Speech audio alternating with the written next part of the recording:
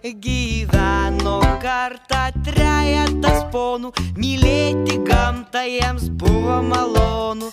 Vieno iš jų buvo vardas, Kiekvienas kaiminystėj gyveno kažkas ir niekas. Kažkas kažkodėl metė šiukšlę į šalį, niekas nesuskubo įdėti jos į maišelį. Kiekvienas matė šiukšlę, bet irgi nepakėlė, kaimynams bus graži mažytė duonėlė.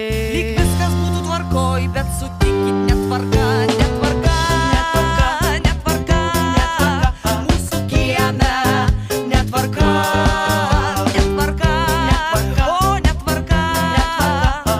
Mėly ponai, apsileidote ar ką? Kiekvienas nesitvarkysiu tarė, niekas irgi nieko nebedarė. Kažkam pasirodė, kad šitaip lemta, nors visi žadėjo mylėti gamtą. Kiekvienas kiemo dulkes uosto, niekas dėl šiukšlių nebesudeda bluosto.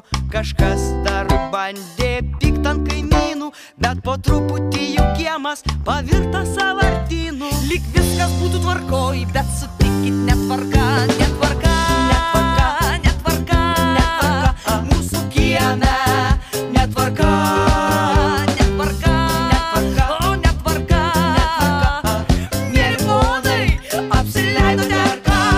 Kaimynai visi labai išsigando, kai vieną dieną kiemo šiukšlėse paskendo. Netvarka, netvarka, mūsų kieme netvarka, mėly ponai.